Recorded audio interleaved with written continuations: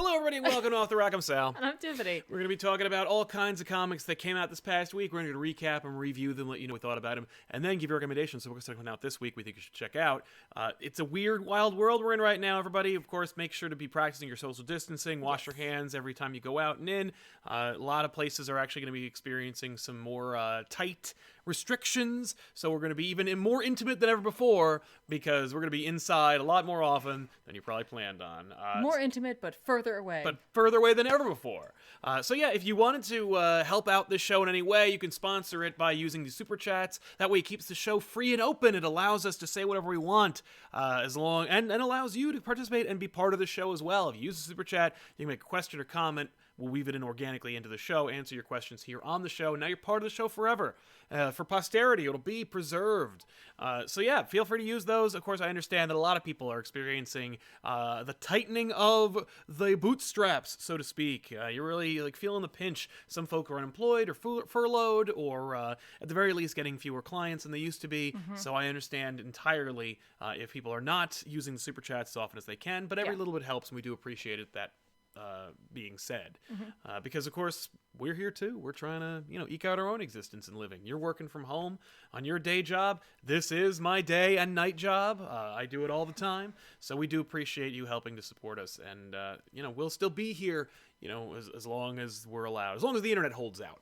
That's Which honestly, it's terrifying. 50-50 at this point. Yeah, because it's so many people are utilizing it. And yeah. True enough. Yeah, so, we're going to jump into those in just a little bit, but before we do, let's talk about some books that came out this past week.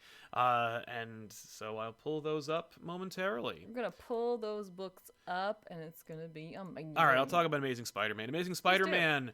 Did this just come out recently? I thought it came out this past week, but maybe it didn't. It was Amazing Spider-Man number 42. No. I mean, because the last one was the two of them, was him and his roommate. Yes, it was Boomerang. Yeah, and it was almost like a flashback of a story you would have rather That's right. read. That's exactly right. But I feel like that was really recent, but maybe it wasn't. It was 2 weeks ago, 3 weeks ago. But this is from writer Nick Spencer with writing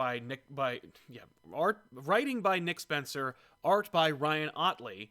This is, if you were looking for a book to skip from Spider-Man, boom, you got one, because this has nothing to do with the story. Instead, you know how Gog shows up in the last issue, and I was like, oh my god, it's Gog! And if you don't know who Gog is, Gog was a alien who had been used throughout Spider-Man's history. He was used in a Kraven the Hunter story, and more recently, and by recently I mean about 20 years ago, he was the sixth member of the Sinister Six, the revamped Sinister Six, in one of the most bombastic, ridiculous Spider-Man events ever, which we actually covered on back issues, and you were on that episode. It really all comes full circle. This issue is just, hey, were you ever curious about what the entire origin of Gog was? Because that's what this is. It's just an entire flashback that tells you from birth till now what Gog has been up to and the tragic history thereof. Gog was purchased as a pet for some poor doomed alien race. Have you ever heard the tragedy of Gog? I thought you hadn't. It's a Spider-Man legend. No, it really is legitimately just a flashback story. It's a tearjerker, and it's very sad. Okay. But also, the hell. It's... If Spencer had been just I'm only doing this one story, and I gotta stretch it out, he has 25 different stories going on. Any one of them could be interesting. Here's Gog. How about Gog? How about Gog, though? Probably because I'm going to kill him off in this story, and I want you to be really sad about it. Oh. That's it. I wouldn't recommend it unless, you were looking for a legit tearjerker. You know what I mean? Well, sometimes you want that. Yeah, and it's nice to know that Spencer can. And that's the thing. It's handled expertly. It's a great Gog story. Mm-hmm. It's just that no one asked for it, and it has no place in this issue. But it's also, the thing is, if it weren't in this Amazing Spider-Man book, he would never have got it greenlit. So there is no place for it to be other than a Trojan horse to trick you into thinking that you're going to read a Spider-Man book. Okay. You know what I mean? He's I really want to tell the story. I think it's really important. It's really sad. And I want to tell the story about a lost puppy trying to get back to its owner. No. That's literally what this is. And is it Gog's Homeward Bound? Yes. Oh no. Yeah, essentially. It's more like if you were dealing with a dog that was forced to fight, but he was stolen from a little boy. before that, and then he Okay. was like forced to fight for all of his life. Oh, no. And then he went back and eventually, through circumstance, found the little boy right before the little boy died. It's just a very sad story. But yeah, Gog. You want to be sad? Read that. Wow. You want to read a Spider-Man book? Skip this. Okay. That's it. You know what I mean? Fair enough. That's where we are. You want to talk a little bit about your earrings? Oh, yeah. Has anybody noticed that? Mm-hmm. I just received these in the mail. They were a gift. They're actually they're two action figures. It's Leia and Han, and they're earrings. They're a little heavy, but it's not bad. Like, I think if I was walking around, I'd have a real problem with them because I'd be constantly concerned that they would get tugged. Yeah. But for sitting here, this is all right. All right. This is okay. I'm legit wearing toys on my ears right now. Yeah. So, Han's heavier. Well, yeah, he is bigger. He's bigger. He's a little bit heavier. Mhm. Leia's not so bad though. I could pose them too. Oh. She could be like, we're not practicing social distancing, Leia and I. She's just caressing my face. It's Right, okay. right. Anyway, I appreciate the interest though. Oh, of course. So there was a book that came out that it looks like they're like kind of doing this a little bit more. The Giant Size Xmen series. Sure. We had just done the Giant Size X-Men. What the hell was it even called? It was Jean Grey and Emma Frost. And Emma Frost, yeah. Yeah. I don't remember what it was called though. Was it called Jean Grey and Emma Frost? I thought it was, but now I'm not sure. Well, in any case, this one's called Nightcrawler for no reason because he's in it technically. Yeah, that really kind of threw me off because that is not Nope. what this is about. Like, he's in the book. He's in the book. The other book, I thought, again, if it was called that, you know, It deserved to be called It deserved that. to be so, because even though Storm was kind of the MacGuffin, it was a character study without words on those two ladies. Yes. And I think that really worked. And so that was kind of what I was expecting going into this. Same. And I was also very excited about it because, like, Nightcrawler is a member of the Quiet Council, and he Yes. just recently was able to get into the tower and everything like Right. that. There's a lot going on with that character. Exactly. Now, that story should have been This. the Giant Size X-Men. Yeah. It was not. It was not. No, instead, this was an issue which adds Lady Mastermind to the team. Which, as a character, I'm completely unfamiliar with. Yep. So Lady Mastermind's now on the X-Men. Sure. The end. That's it. The whole thing is, it also is, like, sad. If Well, you're an it's- X-Men fan. Okay. Because they have, like, a Krakoan doorway that goes to the Westchester Oh, compound. yes. I see And what it's you mean. like, they don't, there's no reverence or, like, they don't care about it. No, well, They're and just like, letting it fall into disrepair. and that's where I thought, because Nightcrawler seems to indicate like it's like this was our home. Like, Yeah. don't be shitting on it, Disrespectful. basically. But like, I thought we were gonna get more of that from Nightcrawler, where I thought he like maybe we were gonna do some flashbacks or something like that. Yep. Just him like going through the mansion, like being like remember what the X-Men were. Yeah. Which would have also kind of helped us cement what has and has not happened for the X-Men in this timeline. Right. But no, we get this almost more horror-like story, which would have really fit in with the release of New Mutants, Yes. the movie. Oh, yeah, definitely. Even though it's more of an Excalibur kind of book, but... Yeah, but you know what I mean, though? Like, there are these horror flashes. Oh, big time. Do we see Thunderbird? Yes, we for do. a minute? We do see Thunderbird for a second, and it's like, there's actually a lot of, like, random drops in this that are kind of Yeah. like important, even though this is like a totally unimportant story. I will say it is still written Well, by it Jonathan Hickman. Yes. So it is important, and of course it's drawn by Alan Davis, Right. who is a classic X-Men artist, and I was thrilled to see him back. Not only is it really cool to see Alan Davis doing this, but also to see that he still got the chops. Like, Well, Alan Davis can still draw. Yeah, today. and I thought that It felt a little, yeah. okay. Right. Like, No, I thought it was like at times really good, and at times I'm like, it's fine. Yeah, but he can still keep up pace. Yeah, I would say though that like there's a potential for this to be important because again we see the influence of machine intelligence Yes. on the X-Men, and also if anything happens to Krakoa, they Where are you can't just gonna go go? back to Westchester. No, Like, they can't. Well, that's a way of saying, like, you can't go home again. Also, they established that in fact, yes, like, Warlock is back. and now someone else knows about it. Most people, like, they all know, like, that whole little, like, weird team. No, I think Just Magic. Oh, She's that's the only right. one who Just showed- Magic Just saw him. Magic sees it, and he's like, you know, like He's they're a line. They're like, you gotta keep it a secret. Mm-hmm. And Yeah. she's like, obviously. But I was surprised to see him revealed kind of like fully in this issue. But Yeah. Yeah, Warlock's back, Yeah. and Cypher's keeping him a secret. Yes, for some reason. Yeah, but we'll get to that later. Sure. In the series. Yeah. But anyway, they fight some robots, and that's it. They're like a race of bounty hunters. Yeah. They're like IG-88 if IG-88 was a bunch of tiny robots. Yeah, it was a legion. Yeah. Yeah. But like they're babies, which I guess maybe they are not robots then? Right. I don't know. Are they just aliens? I think they're alien robots. Because they hatch. Yes. Yeah, but they, you know. This book really, like, X-Men has this thing about eggs. They do love their eggs. Like, really love their eggs. Yeah. So, that's a book. But yeah, like, it was just, for me, it was really unfortunate because I was, I guess because of the last issue, I was really expecting a character study of Nightcrawler, and I was, like, surprisingly really interested in that. Me especially too. Post that issue of X-Men where I was like, oh, you know what? I do kind of want to know Kurt's take on this whole thing. Yeah. And get, like, a little more insight into his character, and we just didn't get that. And maybe that's not what this series, this Giant Size, is meant to be. Maybe each book is going to be something different. Yeah. That's it. Right? So that's what they did. I think that's an excellent question. Why hasn't Thunderbird been resurrected? Yeah, well, and you referenced it in our Hawks and Pox episode of Back Issues, but like, didn't they allude to Thunderbird being kind of like essential to what is it, the Chimera Protocol?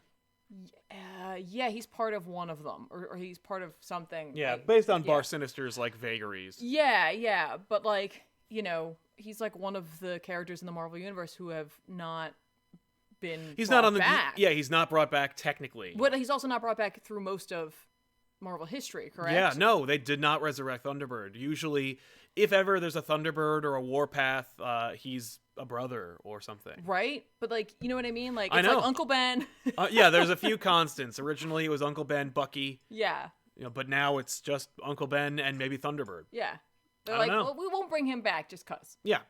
Well, we've been not doing it for so long. Why not do it? Yeah, it just seems weird now. It would be weird. It's gonna be a lot to explain. Yeah, he'd have to brought up So literally let's the just entire not. time. Let's just leave him over there. Yeah. But yeah, I mean, like, I probably, if I was going into this book not expecting a character study, it wouldn't have been as much of a letdown. Yes, but because I think it's still like a good story. Yeah, it's fine. It's a little adventure. It's like a little side thing that's going on. Like it's interesting to see how much is going on Krakoa, which makes sense. There's so many individuals on the island. What are they doing all day? They can't just be constantly partying, and some of them obviously are, and some of them aren't. Yeah. But like what they're doing, and again, the addressing of Westchester. Right. I appreciate all the like little like pieces of information we got dropped, but as far as the story's concerned, kind of a meh. Yeah. No, I agree with that. Yeah, a skippable issue. You could probably just get the pieces from it, but yeah, like, I would read it just because it's like, hey, Alan Davis, and also like there are some nuances in there that you may want to pour over. Right. Sure. Certainly. And you never. And what's funny about this is like it's frustrating, but also exciting because you never know what little piece of information in a Hickman story is going to come back later on to be a linchpin. Yeah. No, it's true. So yeah, let's do some super chats. There's a couple of questions we've had from.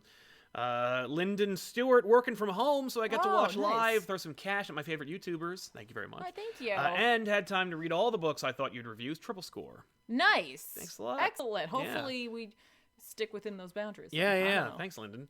Read some random stuff. Deanie Dude 7, what's your favorite comic by Rick Remender? Astonishing Spider-Man and Wolverine. I'm gonna just go what? Yeah, I don't like a lot of Remender. Okay. But he actually, it's funny, Rick Remender has been using the quarantine to like basically reveal all of the pitches he made that Marvel said no to. Oh, wait, really? Yep. That's kind of cool. It is cool. What's even funnier is I'm like, every time I read one, I'm like, yeah, no, I'm glad you rejected that. Like, I'm like, wow, Marvel seems to actually have quality control. I'm glad to hear that. Look at that. Yeah, all right, there's a couple of things that I am really bad at. One is remember the name of an actor in a movie. 2 is who is singing that song. I never know. And 3 is I can never remember books written by people. Yeah. For some reason. I'm like, it's like a block. And then I'll be like, oh yeah, duh. Like, I don't know what it is about that. Yeah. So. Brian G, all my classes are now online, so I get to watch you guys live for the second time. Hey. Enjoy. Thanks for keeping the show alive. Of course, and good on you for like doing the online classes. I know it's something that can be a struggle for a lot of people because it's a completely different way of being accountable, and more of it falls on the student than the teacher at times. Totally. And like a poor professor or teacher will put all of it on the student as opposed to trying to share that weight, knowing, especially in this time, that this isn't something that everyone is accustomed to. So hopefully you have a good teacher or professor that will help you through this. Thank you very much, man. Ronald Caterasano says, "Hey guys, just jumping in real quick to say I appreciate everything you guys do. Just read Wildstorm by Warren Ellis. Great story, beautiful art. I agree with the art. I thought the story was incredibly boring, but like now that it's done, I should read it. Yeah, you should just go back. I literally dropped it after I think issue 6 or 7. I was like, I gotta stop. Yeah, no, the art is really cool. Jonathan Davis Hunt is great. He's drawing Shadow Man. Shadow Man won't be coming out for a while anymore, but like I'm looking forward to it when it does because I've seen that art and it's great. Cam Senses, I'm using my quarantine time to catch up on recommendations for the show. Nice. Just finished Saga, Sandman, The Dark Knight Returns, Kingdom Come, and Ex Machina. Stay safe. Wow! It's an incredible list, by the way. Nicely done, Cam. Yeah. Good stuff. Yeah. Finished Sandman. That's really cool that you actually finished it. Yeah, dude. Because there's a lot of Sandman. It's a good story, though, right? No, it's a hell of a ride. Exactly. And if you're looking for more indie recommendations, actually, if you go over to Instagram.com/ComicPOPofficial, Tiffany curated a list for your quarantine. It's called the ComicPOP COVID-19 reading list, which we're like dumping every couple of days. Yeah. Where right now the first one is a independent comics reading list that includes like about 7 or 8 different major books, stories. Yeah, I wouldn't say it's every incredible indie comic I've ever read by a long shot. It was just some stuff that you could probably get your hands on pretty easily, either from a delivery service or online. Yeah. So, and they all have at least one completed story arc, so you can enjoy it. That was it too. I mean, there's so many more, but I didn't want to be overwhelming. No, that's fair. Also, Instagram lets you do so many. That's the thing, is that like we did a Superman recommendation list as well, and I had to drop All-Star Superman because I just didn't have enough room. The fact is, we might as well just call it the All-Star Superman list because like obviously everybody's list is going to have All-Star Superman on it. Dan V900, I have not been a fan of the last 2 issues of X-Men, but I am Team Doom in that crossover. That's X-Men Fantastic Four. Yeah. I really like the ending of Curse of the White Knight. I also we'll get into it. I'm reviewing Curse of the White Knight, so we'll talk about that more. Yeah. Brian Rowlands just caught up on Something is Killing the Children on your suggestion. It's great. Isn't it? Thanks for keeping up. Thanks, and keep up the amazing content. It's so good. Right? It's just such a strong story. Yeah. Can't wait to find out more. And Saud Althani is returned in a big bad way. Thank you very much, Saud. Hi, how are you doing? We're doing well, Althani. How are you, man? Yeah. Hopefully you're doing well and staying safe and feeling, healthy. My understanding is it's warm by Saud. Very well. Enjoy. No, like hot. Oh well, then keep cool, man. Yeah, like hot. But stay well, man, and keep your health. Like not that like nice, like Oh, this is pleasant. Yeah. Right. No. Yeah. Sorry. Fair enough. Well, thank you very much, man, and I hope you're doing well. Dan V900, Amazing Spider-Man 42 was emotionally impactful for me. It would get to any dog lover. Yeah, big time. It was the best issue in a while. I love the 2-issue arc of Batman Superman with the Darrington art and no Batman Who Laughs. I know, no Batman Who Laughs in that book. It's nice. We'll get into it later, but thank you very much, Dan. And Saud Althani returns. Sinister is the first Chimera with Thunderbird. There you go. That was it. That was the Sinister gossip. Right. Yeah. Lyndon Stewart, the bar Sinister gossip, says Thunderbird's powers are the first mutant power Sinister put into himself. Yes. So they don't resurrect Thunderbird. Well, they could, though. They should. I can't believe they haven't. Right. Troy Harness, since my favorite book, Daredevil, was stopped on a cliffhanger due to the halted distribution, I desperately binged all 3 Daredevil seasons on Netflix again in about a week. I need Zdarsky Daredevil and Symbiote Spider-Man, haha. Listen, Troy, number 1, Zdarsky's Daredevil is the best in a long time. Yeah. Number 2, Symbiote Spider-Man is great if I didn't have to look at it. I love that series if it weren't for the art. Right. And 3, Marvel did not stop the distribution. The books from Marvel are still coming out, just digitally only right now. DC is working out a distribution system for physicals. They're not going to stop printing. Right. They've halted printing, but they will be returning to it. We're going to get into that later on, probably not in this episode, but in the future. Sure. Talk about the future of comics. And if you haven't, by the way, checked out our long discussion about the death of print based on COVID-19, check out our comic line, which came out last week. It's over here in the channel somewhere. But yeah, no, man, Daredevil should continue. Yeah. But I'm glad you checked out this series because Daredevil's my favorite show from Marvel. Taylor Petcher, and then we're going to move on to books. Currently collecting my unemployment, so this may be my last super chat for a while. Oh my gosh, just chilling, rereading some of my comics collection. I'm sorry to hear that, Taylor, but Dude, thank you so much for your support over the years. We do appreciate it. Yeah. Hopefully you will be getting back to work very soon. Keep keep collecting your check, save, and don't eat out, cook in. We can't eat out anyway. I know, but you can order. Like, yeah, to no, go it's true. It's true, and like also like doesn't mean we're happy to have you no matter what. It's true. Yeah, you Super can just chat, hang with us. unnecessary to hang out with. No, us it's here. true. It's free to comment. And Alzaron Wayne says, "Hey guys, I love the show. First time catching it live. Welcome to the show, Alzaron. Hope you all continue all the shows, including Comic Line. You guys are amazing. Be safe out there. We Thank will. You too. Comic Line is going to continue as long as we have stuff to talk about that's meaty and everybody wants to talk about it. Although I'm expecting a full statewide quarantine any day now. We had it in Maryland and Virginia. New Jersey, I'm sure, is going to follow close behind, which may put a damper on the shooting here in the studio with the team, though we are going to try and work out some kind of like a distance shooting schedule. Though you'll see this kind of thing every day, and we've at least the next 3 to 4 episodes of back issue shot and cut and up on the channel and waiting to come out. Yeah. So and Sal and I can always do things together. Big time. Technically. Oh, so, definitely. Yeah, we got that going for us. Yeah. And that's something. That is something. Yeah. So I guess you want to talk about a book? Yeah, I've got quite a few. I know you do. What should we talk about? Hellblazer? Yeah, I wasn't going to go much into that because it's not like a story I've been covering too much of what's been going on in the plot super intensely. But do you remember that like grassroots yoga hipster magician who was like, granted this title by some mysterious individuals that he now wants to pass on to Constantine. Yeah, so basically that was all a ruse. Okay. And the Guardian of the Merlin Trove is like just a bunch of bunk that like they used to try to bait out Constantine from wherever he was because it's basically a couple folk that Constantine knows, and they were like, we need you to stop this basically world-ending-ish event like that will like consume magicians and finally kill Constantine off. Oh, okay. And it could be what we saw at the beginning of like Zero, you know what I mean, with Tim from Books of Magic. I'm not sure. But I do know that old Constantine, the old version of him, is definitely playing a role in this, and it's the villain role, and it's like to what end? And I don't know. Cool. So inevitably, like, Constantine shirks off his responsibilities, kind of gets to the heart of it, goes back to like tell the kid that like he's like, listen, you don't really have a title, and like I'm sorry, like they're playing you like a fool because like they thought that like.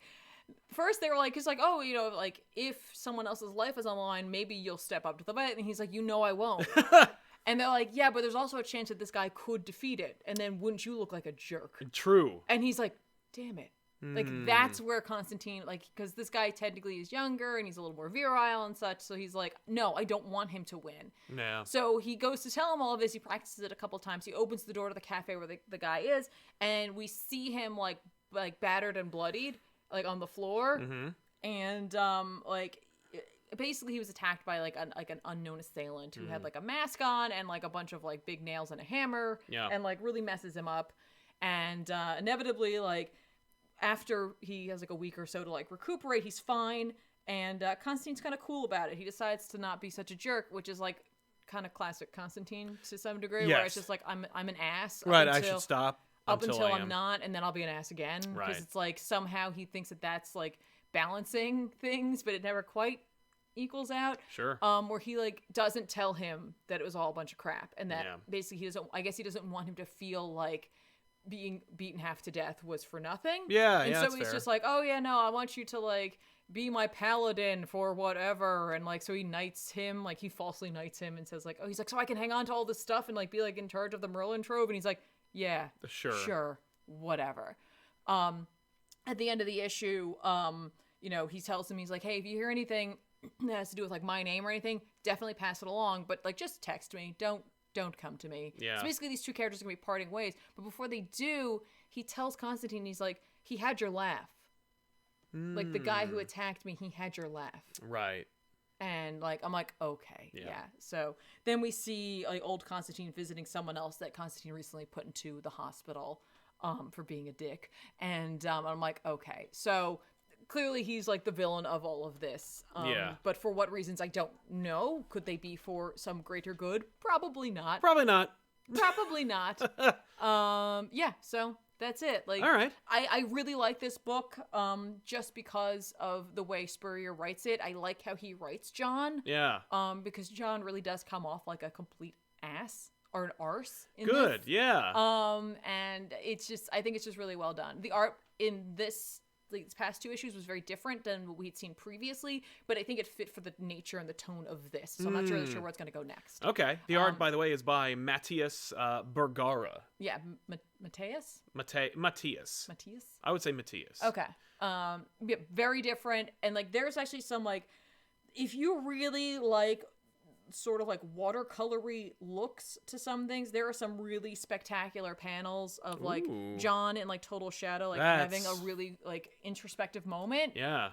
So like it's just kind of very like illustratory looking, and I like it a lot. I love that. That's nice. Yeah, it's just, for me, it's been a fun read. And if you like Hellblazer and maybe you were gun shy after what they did to John during the New 52, this might be a new place to pick up. It probably won't have the exact same grungy, dirty feel that old. I don't know. I thought it kind of did. I would say yes, but like there's something about those early Hellblazer books that have a very different feel. Yeah. And this is definitely like a modern take on that. So it won't feel exactly the same, but I think it's pretty close. Okay, cool. So, yeah. Do you want me to go into something else, or are we doing to super chats? We should do some super chats while you prep for the next one. Oh, sure. But yeah. What was it? Russian Bot says, hey, have you heard of Soul Finder, Demon's Match? It seems like an interesting Hellblazer-esque comic. No. I, for like 5 seconds, thought you were pitching us some sort of weird app or like Soul game. Finder. Yeah. Like, or like a game, because there's like a lot of like those like Monster Prom style games out there where it'd be like Soul Finder, Demon Match. Like, you're running a demon app to help demons find their soulmates. Yeah, why not? No. Okay. Joseph Del Polito says, hey, been a long time viewer. Normally can't catch you live due to work. Been working from home now, and I'm able to contribute as a fellow North New Jerseyite. Hey! I know the cost of living here. You gotta buy a lot of books over time. You got me to buy a lot of books over time. Oh, man. Well, I'm glad to hear that, man. Thank you very much. I know it is expensive to live up here, but I'm glad glad you were able to buy a lot of books too. So that's the thing, yeah. But thank you so much for helping us out and for checking out the show. Welcome to the show. I'm glad you're able to catch us live. Yeah. And now you're part of the show, man.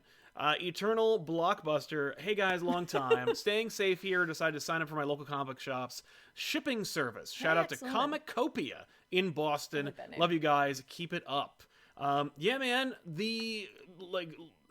If any store is more versatile, or any industry is more versatile, I don't know. Like, comic shops, like, constantly are battling irrelevancy and, like, saving themselves from death. Mm-hmm. So, like, I'm glad they are adapting and working towards, like, something new. We've been here. We've been to Comicopia in Boston, because we've been to Boston. We went here when we were in PAX East. Oh man. Yeah, no, I really liked this store, and so shout out to Comicopia. Good luck to you guys. Yeah. If you do have a local comic book store that is doing something, I know that like a lot of shops are doing boxes or shipping orders. I know that I contacted my shop, Zap Comics in Wayne and Manalapan, New Jersey, to get some back issues. No pun intended, but it also is a pun because it's for a show called Back Issues. Yes. I want to do an event, and it's never been collected in trade, and I've been slowly but surely chipping away at it, but I got like 12 issues left to go, and so I just said, oh, screw it. So I messaged them on Facebook, and I was like, here's all the books I'm looking for. Yeah. Whatever you have, let me know how much they are, and then send them to me. And they're like, I'll check the warehouse. And I know they have an extensive warehouse. Yeah. Hopefully they'll have a lot of the things I'm looking for. But what I'll do is I'll just start like chipping away at comic shops I know and like ordering my books. Yep. Yeah. Anything we can do to help them out. Exactly. But yeah. Especially Zap. They've been very like kind to us. They've been very helpful. Definitely. They've always been nice to us. Josh McTurner says, talk about death metal. That is an event that is coming out. I think it has a logo now. Really? Yep. They're also still calling. I haven't seen it. No, it looks like what you'd expect. Well, it'll be interesting to see, like, and again, like, this is partially why I think that DC's trying not to slow down their publishing, because again, they have these bigger events coming out. Yeah. And there's like timelines that kind of have to match up. You know what I mean? Oh no, like, definitely. So like, I'm sure they're like struggling with that choice again. Absolutely. keeping their employees fed and paid, and also keeping their timeline on, but also that damaging it will be damaging their relationship with local comic book stores at the same time. It's not an easy choice to make. Yeah. Hopefully. Though I will Hopefully say, it wasn't an easy choice. True. Although I will say, like, comic shops are kind of over a barrel. Like, I know. You know, it's like, oh no, DC screwed you. And when it all comes out, you'll continue to order from them. Exactly what you did before. Like, they have no hand. I know. So what do you got prepped? Oh, I was gonna say, let's talk about Justice League Dark. Yeah, JLD. Also known as Justice League meets The Last of Us. Ah. It really isn't. I mean, like, every time you do anything with, like, cordyceps, I believe that's what they're called, those mushrooms. Oh, okay. Those parasitic mushrooms. Yeah. Like, that's immediately where my mind goes. This book in particular deals a lot with the Rot and the Arcane family. Cool. And Abby. Abby. This is all an inside joke, by the way, because no one watched it. I know. If you go to DC Universe, you can check out the entire series of Swamp Thing. I highly recommend it. I mean, like, it kind of gets rushed at the end, but that last episode. If you know the nature of what happened to the show, you're like, that's unfortunate. That wasn't, like, but I get their it. choice. Yeah. But every time that Swamp Thing says anything, you can bet your bottom dollar he'll say Abby. Yep. But, like, very sad. Yeah. Like, Abby. Yep. And it's just so you can turn it into a drinking game. Like, every episode, you're like, I'll bet the first thing he says is Abby. Right. Well, Abby's supposed to be, like, the, guardian or the emissary of the Black, the Rot, right? Uh-huh. And like, she's, like, living in, like, this dreamlike world where, like, she's revisiting her memories, but they're always incorrect, and then they all kind of fall apart and, like, become, like, grotesque and horrible. Okay. Which is kind of cool. It's like this is where the art shines, because this is by Ram V, who, like, does a really good job sometimes. Who's writing it? Oh, is it Tynan? Yeah, it's Tynan still. He's still doing it? Tynan's I thought he was done. Still on it until I think this is over. Okay. I'm sorry, I didn't mean to interrupt. No, that's fair. The story is by Ram V and Tynan, so I have a feeling that Tynan maybe was doing the scripting. Especially when you look at the credits page, or, like, on the cover, V is top. Oh. And then Tynan. Yeah. So I have a feeling that he probably came up with the idea, and Ram V might be doing more of the, like, nitty gritty on it a little bit. Because he wrote the script, I guess. So, okay, cool. Oh, no, I'm sorry. I'm completely wrong. Ram V did the story and the script, and Alvaro Martinez Bueno did the pencils. There we go. Okay. I'm good. So Tynan's off. Yeah, but, so Bueno is, like, fine.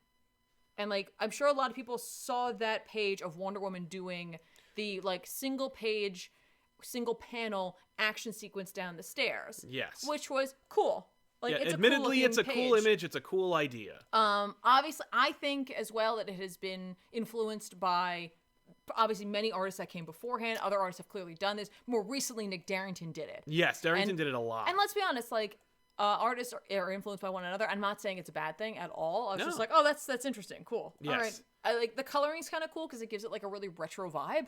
It's funny. The pencils also remind me of, like, classic Swamp Thing Vertigo. But, like, it's weirdly out of place in the rest of the book. And, like, when we're with Abby and the Rot also gives me that sort of classic Vertigo, vibe for Swamp Thing. Like DC Vertigo that time for Swamp Thing. The rest of the book is just, like, seemingly not as important or, like, done as well, in my opinion. Oh. Animal Man has been infected, by the way. We knew that last time. Yeah. It's getting progressively worse. He has a plan, and his plan is to call to the, like, flatworm that's in his body to help him out. Okay.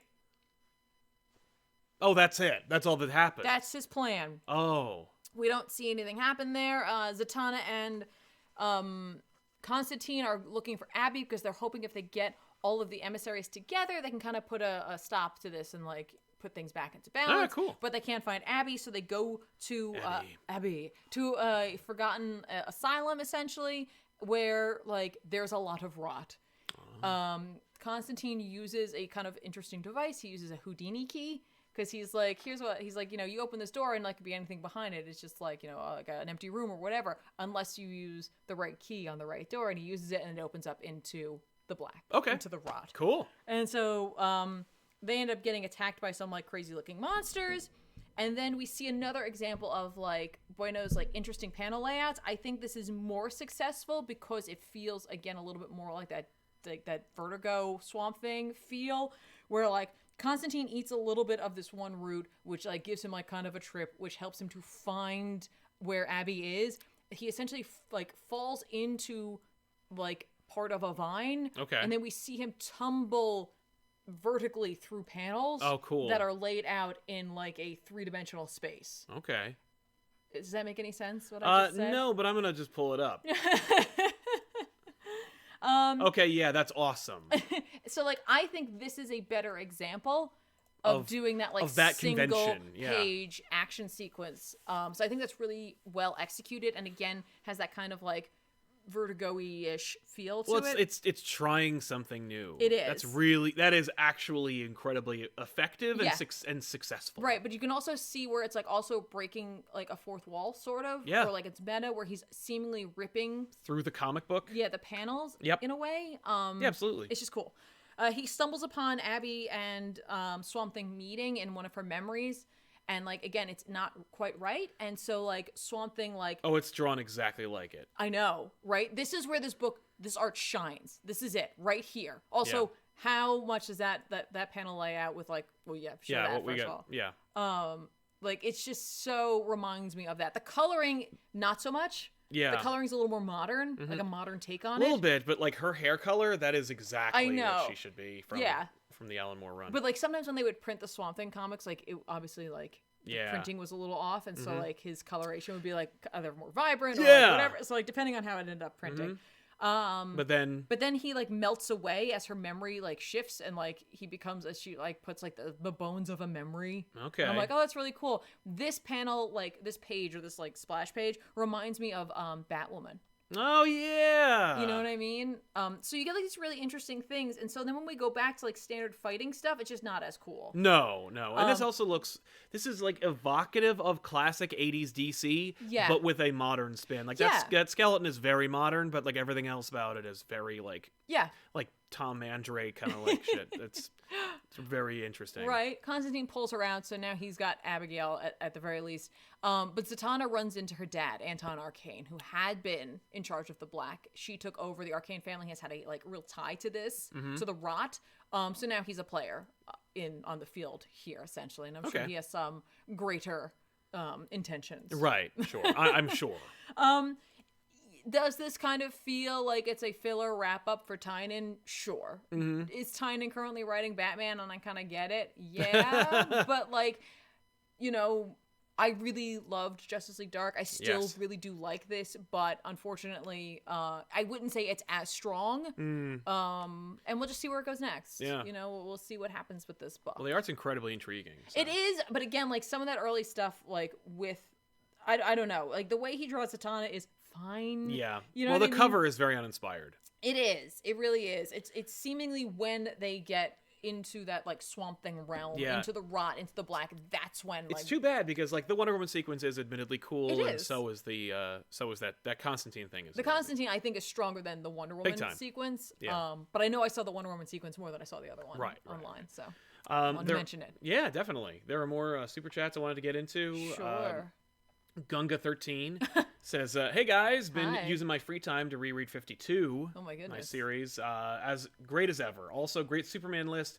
Also, I thought Sal would have added American Alien. Yeah, man. That was also in our Instagram.com/ComicPOP official. We have a Superman reading list.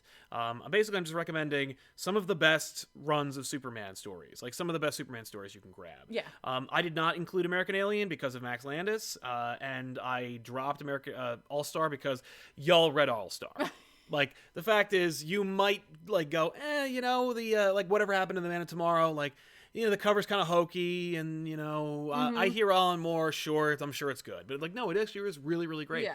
I think I like What Do You Get for the Man Who Was Everything more, but that being said, like, All-Star Superman, like, everyone, you get it. I get it. You've read it.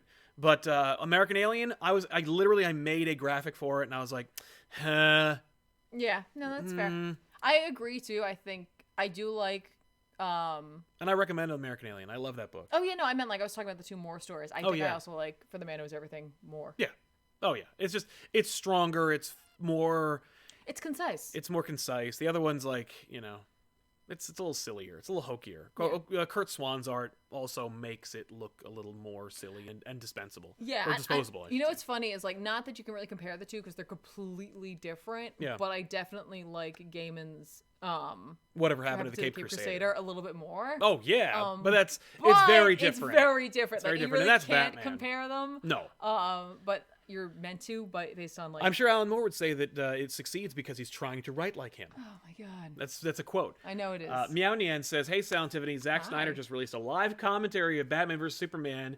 Are you going to watch it?" Just kidding. Love you both. Stay healthy and safe. Yeah, man. Listen, Zack Snyder did do that. He did it on his exclusive social media platform that no one else has. You have to pay to use. That's why he's doing it, by the way. He gets a percentage of whatever people subscribe to his thing, which is why he did it in the first place. And he knows he has like a very, very small dwindling audience that will like only get smaller as people get older. And what's interesting about the BVS thing is that he dropped a whole bunch of like, here's what we would have done if they'd let me do what I wanted to do. And I'm like, dude, let it go. Mm-hmm. It's over. Like, if you need to provide a dossier on all the shit you would have done to make those movies better, it wasn't good. Well, I mean, okay, listen, like, yes, I agree, but like, right now people are like, because they're home and they're looking for stuff to do. It's actually a great idea. Well, and like, you got to give it to him for like, even if he is making some coin off of it, like providing content for those who might be looking for it. Absolutely, so, we're not beyond that ourselves. No, but I'm just saying, like, so like there is something good from that because like there are people who want that and who probably really enjoyed it. So yeah, that's fair. Put it on him. Yeah, I'm not checking it out. No, I'm not gonna be checking it out. I saw it enough. I saw that movie. I'm good. But yeah, man. Deanie Dude 7. Would you do Transmetropolitan by Warren Ellis on back issues? No, I think it's a little too hard-edged for back issues, and I also, like, I don't think it's big enough to talk about anymore. Like, I think it might have been, but not anymore. Right, that's fair. When HBO does a Transmetropolitan series, then we'll do it. There you go. And I promise you they will. Really? Because, like, because they're not going to make a Watchmen series, and it was too successful. So they're going to be like, all right, what's next? Can we make a V show? No. No, you really can't. You could do an LXG show, and that would be great. I think they'd be too afraid to do that. No, they just wouldn't call it LXG. Because it is an LXG, it's just the League of Extraordinary Gentlemen. Right. Calling LXG was your way of like trying to X-menify these literary characters. Right. But yeah, Christian Pereira. Hello guys. If you haven't already, you should check out the first issue of Resistance by Straczynski and Deodato Jr. It's weirdly apropos in our present context. Stay safe. I'll check it out. Yeah, it's from a different publisher, but JMS doing books with Deodato Jr. sounds really cool. Is that is it a sci-fi? I don't know. Probably. Okay. Joshy Lee, there's lots of time to catch up with comics these days. Going through the IDW TMNT books now. Thanks for all the great content. Love the earrings, Tiffany. Thank you. Yeah, man. TMNT's great. You can read the whole thing, and it ends in like it doesn't end, but like you can read up to 100 issues, and you're good. Like it's pretty solid. Trotsky's Taco helps us out in a nicely way, and then also adds, do you two have any thoughts about Coates' Cap and Black Panther run? I also, I know a lot of people are turned off by the slow burn, but I dig it. I hear you. I haven't picked up either of them. After the wake of different runs on those characters, I was like, I'm going to take a break from those characters, particularly because of their use in Avengers. I was like, if it is, I usually read Captain America and Black Panther because they're tethered to the Avengers, and because I hate the Avengers right now, I don't want to read anything like that. That's fair. I know that Coates would do nothing like what Aaron's doing, but I also just don't want to. I don't want to be in that space. Okay, but I mean, maybe you'll pick up a trade of it. Oh yeah, I'm sure. Maybe just check it out. Yes, it is, and the only reason I remember that very specifically is because I remember seeing an ad for it someplace for Resistance, and it said from Babylon 5 creator J. Michael Straczynski, and I was like, I have to make sure I'm correct. They're still doing it. That's how they They're still billing him as that. Yes. I can't believe that. That's like a joke I make, and people I know, are like, but that's literally what they wrote. I was like, from creator Babylon 5, J. Michael Straczynski. I wish I had taken a screenshot of it. That's funny as hell. God damn it. So, what was it? Deanie Dude 7. Tiffany, what's your favorite Vertigo book? Sandman. You guys are great. Thank you. Sorry, Sandman. Yeah, Sandman. Yeah, definitely. Preacher's Mind. Oh, it's Sandman. But yeah. Hands down, it's Sandman. It might be volume 1. Mm-hmm. It might be volume 2, but I'm pretty sure it's volume 1. Just because volume 1 is a complete story all on its own. Just because that's what Gaiman thought was going to happen to him. Yeah, that's true. X-Men Fantastic Four #3 came out. I really wanted to read this and I didn't get the opportunity. It's from Chip Zdarsky and the Dodsons. It's just a little, like, it's fun. It just keeps it going. The X-Men split up. One team goes with Doom to help Franklin to fix his power problems. The other group goes into the, like, Doom Island, the phony Krakoa, to uncover the secrets of the phony Krakoa. They discover, like, a little team, like a little family of mutants. They're like, hey, it's cool, come with us. And they're like, no, because they're loyalists. They're Latvarians. Right. Just because they're mutants and they were displaced and they're put on an island because they're different doesn't mean they don't still love, or at the very least are indoctrinated to love, Doom. Well, it seems like the weather's a little better there than in Latveria. I wouldn't be so big upset time. about being put on the island, Right? I guess. Yeah. I mean, it's certainly better than Latveria. Yeah, it's Eastern European. It's rainy. It's cold. Forget it. But, so one of the Doombots attacks them, and Wolverine's like, a Doombot? I know what to do about this. I got six solutions for this problem. So he puts all of them in. No, I said that. He just puts all of them into him, and it turns out that, like, Dr. Doom deliberately arranged that situation to happen to, because he's like, Wolverine's on the team. So obviously, he's going to try and solve his problems with knives shooting out of his fists. Because, I mean, what is he going to do otherwise? Yeah, what's he even doing here? So, while they're fixing Franklin, or at least they're, like, pretending to fix Franklin, Doom is like, oh, one of your friends went off the reservation and killed one of my loyal subjects. One of the mutants that lives on the island was wearing a Doom armor and attacked them, so Wolverine inadvertently killed a Latvarian mutant and caused an international incident, which caused Doom to go like, well, I gotta respond in kind. Hey, Doom bots? Well, how about Doom Sentinel bots? Right. So Doom unleashes Sentinel bots, and that's how the book ends. It's interesting because, like, that causes less of an international incident than if he had put a subject of Latveria in there that wasn't a mutant, because then Wolverine would have to be tossed into exile. Yes. Well, Wolverine did kill one of his own mutants. I don't know. It's interesting. Yeah, Wolverine will have to face Krakoan judgment. The best part of the book is, of course, that while they're, like, looking over Franklin trying to fix his problem, Doom essentially says what I would say if I were talking to Reed Richards, in which, because Reed's like, or because Xavier's like, like you're taking our help and you're letting us work with you to solve this problem, but, like, and he's like, yeah. No, he's like, well, how come you're not taking our drugs and stuff? And he's like, because I don't want you standing on my neck. Like, I don't need your help. Like, and I don't recognize you. Like, you're taking the advantage that you were given from birth and that you stole from, like, a sentient island that you found by accident, and you're leveraging its gifts to steal diplomacy. I'm Doom. This is my country. I earned my power. I'm not superpowered. I'm a guy in a suit that I built with magic that I learned. You know what I mean? Yeah. In a country that I took. Like, I deserve to rule. You think you deserve to rule because knives shoot out of one of your friend's hands. Like, please. I think you're insulting. You insult me. Like, your phony superiority is horseshit. And I'm like, oh my god. And all Xavier can do is chew his lip and take it. And it's just so great. It's also fun because it's like, it's Hickman. So it's Hickman being like, I was a god.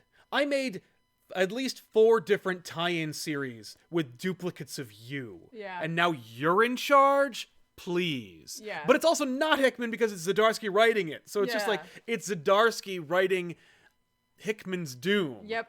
Good stuff. It's a great issue. It's a silly series that I doubt will have anything to do with anything that happens in the Hickman run at all, but it is a, like, Marvel Comics universe story that I really enjoy. That's cool. I like the fact that Doom and Nam were on the same page. Big time. And I would like to see Doom play in that world. So I would love to see that. Cool. So yeah, X-Men Fantastic Four #3, check it out. Excellent. Gar wants to know, what do you think, have you read Alienated from Boom? No. Okay. There's only 2 series I'm reading from... Wait, was there a third one? There was one I picked up. I didn't get a chance to read it. There's only 2 series I'm reading from Boom. It's Something is Killing the Children and Once in Future. Oh, hey, didn't they come out with an issue recently? They did! Once in Future's back, baby! Issue 7 came out last week, and it was amazing. Yeah, was it the same team? Same team. So it's Kieran Gillen and Dan Mora on art. and it's just awesome. It's just a great story. Last when we left, Bridget or Gran and Duncan and Rose kind of like put a stop to Arthur's plans. Yes.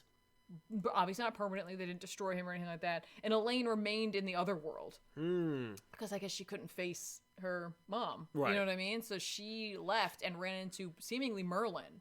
Where That's he right. called her. He's like, like Elaine's part in the story is over, but like Merlin could use a Nimue. And I was like, oh, that's cool. Yeah. In this, Galahad still, like, Elaine's son, like, that guy who was like, I'm a knight and I'm awesome and blah, blah, blah, blah. He's still with Arthur. He, like, remained in his court. Like, and at the end of the last issue, we do see him turn on his mom. But, like, he's still there. Okay. And, like, Arthur wants, like, someone to do something. He's like, I need my bravest knight. And so he's just like, that's me. I'm your bravest knight. I'm the best knight. It's me. Sure. I am it. And he's like, no. And he's like, okay, you got to prove yourself. You have to sit on the Siege Perilous, which is, like, this throne which has like skeletons all over it, and you're like, obviously this is a bad scene. He's like, no, that's fine, I'm totally worthy, so I will sit on it and I'll be totally fine. He sits on it and immediately like starts doing all sorts of crazy stuff to him, and he's like he starts immediately like no, I don't I've made a mistake. Nope. And Arthur's like, well, you are my greatest knight, but like you're not it yet. And so like if you live, you will be. We find out that Duncan and Rose have been doing what Gran was doing. Okay. Or Bridget. And so like Duncan just killed a pixie, and then he calls his grandma, and he's just like, I killed a pixie. And like you think that like they're working together initially, and then like it's obvious that they have not talked in a while. So he calls Rose, and she's like, oh, you guys, like, are you back to being okay with each other? And he's like, we talked, that's it. Yeah. So seemingly they're very much on the outs, but Rose is doing like scrying for him, and so she figures out that there's going to be like a big heist at like a museum. And so she gets him like access and like privacy there. And then Bridget calls her and is like, what have you, like, where is my son going? What have you done? Like, what's happening?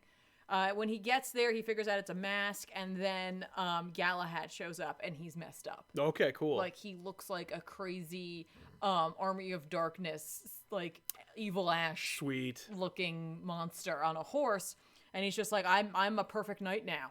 Oh no! He just screams, "I'm perfect," and I'm like, "Yeah, that's good stuff." No, you're not. They fight, and we see while they're fighting in another area, which turns out to be the British Library. There is another theft going on, but it's a small one, and someone steals a manuscript and leaves.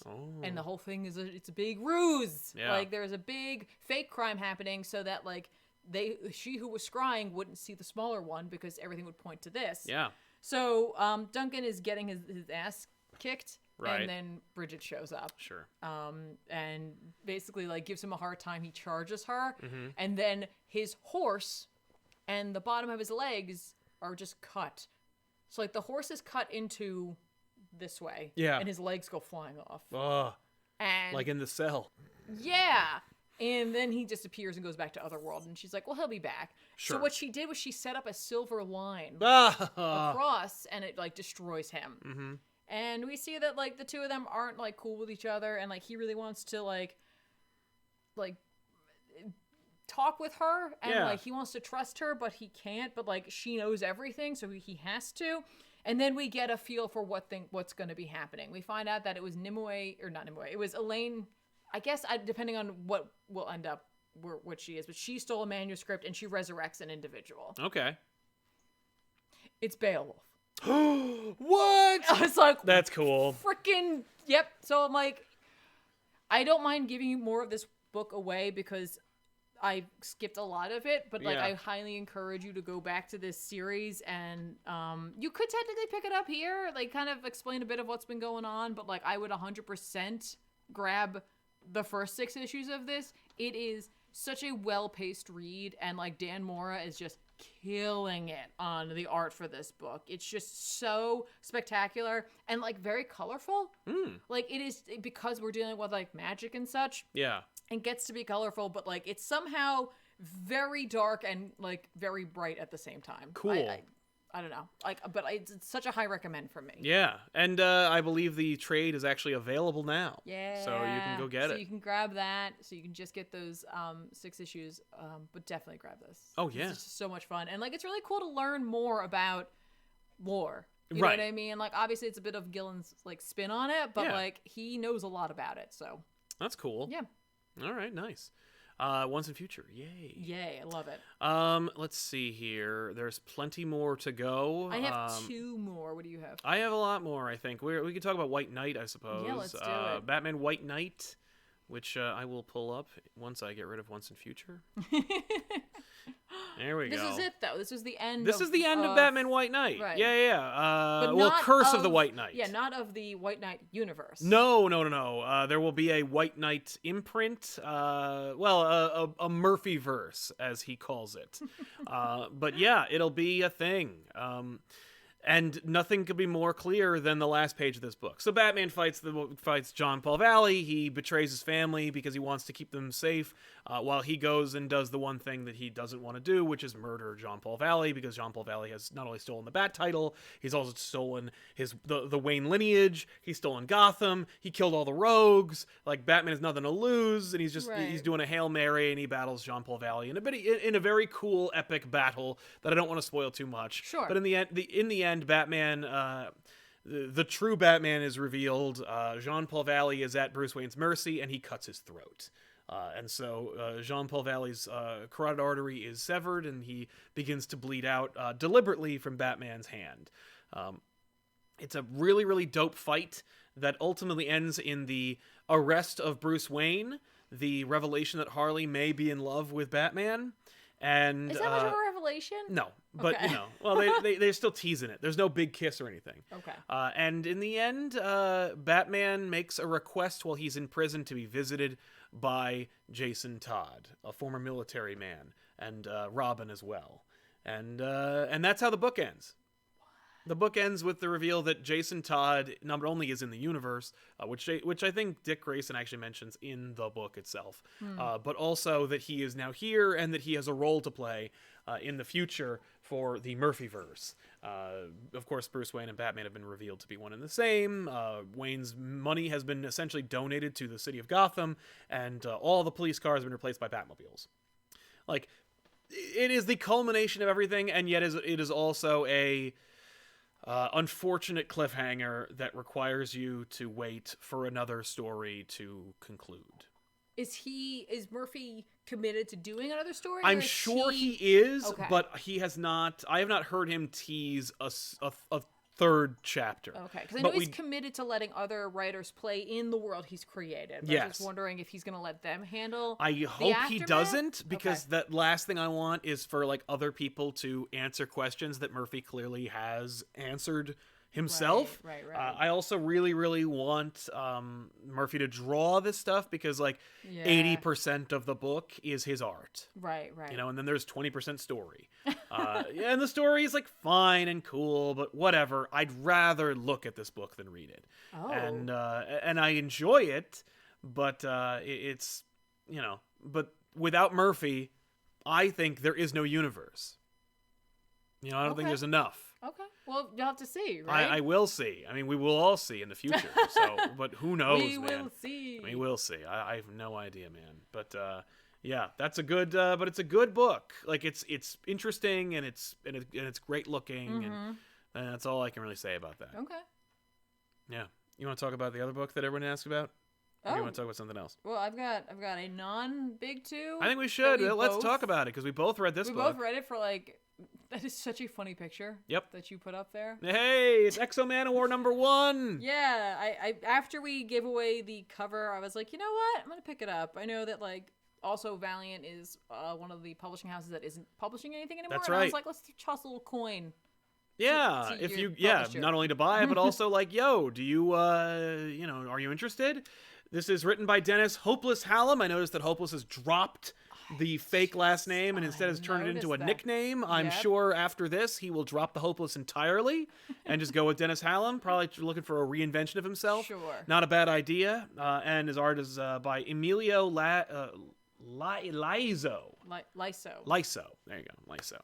I had a chance to read this book early. Yeah. By a lot. Yeah, and one of the things I said about it was it is a great jumping on point. It is a really, really fun looking book. Yeah. That is very new reader friendly. If you know nothing about Man OWar, you could jump into this series, and I think you could easily follow along. That was me. The concept and the conceit of Man OWar is one of the most rock simple premises. You know, like people talk about Ninjak, where they're like, it's James Bond if he were a ninja. Like, yeah, kinda, but there's a lot of baggage. XO is literally like, hey, Visigoth gets an alien suit and becomes an Iron Man. That's it. Like, so it's all these different layers. A lot of complications. You know, it's like dude from the past brought to the future, alien armor. Plus he's got military history because he's like rolled into the military. Like, there's a lot going on, but like the simple premise is there. Yeah. And so it opens in a big splash, epic, like, alien fight. Right. With XO in space, because, like, that's been the book. Right. XO has always been a spacefaring character who fights aliens. Okay. His main antagonist is typically the Vine. It's an aliens, like, race that developed this suit or stole it, and also is plant-based. I would hope so. Based on their name? Yeah, definitely. Yeah, I literally went into this not knowing a whole lot about XO, and the vibe I got off of it is like a more social and chatty version of Master Chief. Yeah, because like his AI. Oh, this became no. It hasn't been like this. Me of Cortana. Yeah, now it's like now it's like Halo. Yeah, like there is that like feeling, except he's a little more like. He's fallible. Yes. A little more so than you get from Chief. You know what time. I mean? Like, yeah, he's less of like a Doomslayer badass and more of like. Listen, I would not put Master Chief and Doomslayer in the same boat. No, they're very different. I would put them against each other though. I would never do that. I'd love to see that. I feel like that's not fair. To Master Chief. Yeah. No. I love Chief. I really do. I think he is a little more compassionate. Yeah, that's the problem. And less rage filled. But like I feel like XO is like. If a person who wasn't like a Doomslayer, Doom guy, a Master Chief, got a suit and then just kind of messes up. Right. You know what I mean? And ended up in the like, present future. Yeah, and has like the guidance of a future AI that like has only the history that was recorded the way it was to guide him. Yes. And we see that a lot like in like funny tongue-in-cheek kind of ways, like where he talks about like basketball, like he's playing it but he doesn't know how to play it. No, and Cortana doesn't know how to describe it. That's not her name. it's the suit. It's like Shanara. Yeah. Or something to the effect of that. Yeah, so like she's trying to teach him how to play or explain what it is. Mm-hmm. And like she like says that it was made famous by like a bird and a magician and I'm like because of how history was recorded. That's kind of interesting. Yes. You know what I mean? That like obviously like even now when we go back and look at like the far past, like we can only gauge things by how it was recorded for us, and so we may have things a little off here and there. So I was like, that's kind of fun. Yeah, it's a little interesting. Yeah. Again, like the fact that he is a fallible individual, he does screw up a little bit more in this than I was anticipating. Yes, but again, like I don't know much about this character. We so need to we need to bring him low in this, and yeah. so we do. We bring him like down to earth, you might say.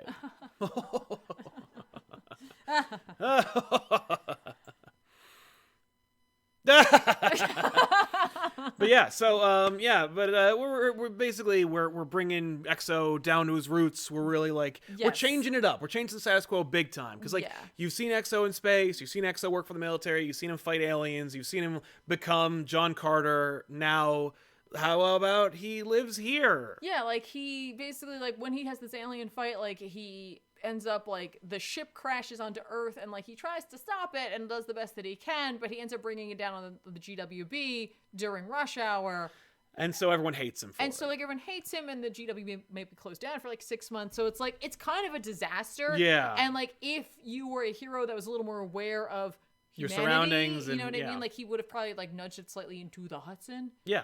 You know, like where Sully landed the plane. So he screws up there and like nobody likes him because of that. Yep.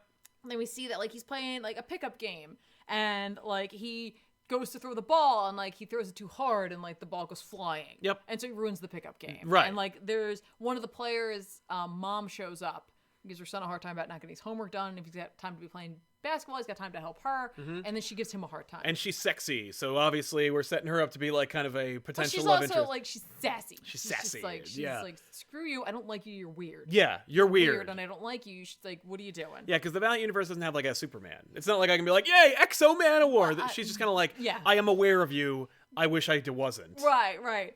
And then like we see that like Shanhara, the AI, is like you need to kind of try to fit in a little better. And like, what's funny is like, I think he is fitting in. He's got like a hoodie on. Like, yeah, he seems to fit into surroundings. But she's like, no, you should make a better show of yourself. Like, get like a suit and Right. like get a job because you need money to eat. And he's eat. like, screw that, I don't need money to eat. Right, but he's also like, but I was a prince. And she's like, yeah, like in like the 4th century or whatever. Like, Yeah. that's not a thing here. Right. Like, you don't have any money. Or the 14th century, I don't know. Yeah. So like, you have nothing. You have to like make money. And he's like, nah. So he leaves and he like goes up to Canada where he gets naked and like kills a deer. Right. Like he goes back to his roots. He's like, this is my this solution. is where I can fit in. Yeah.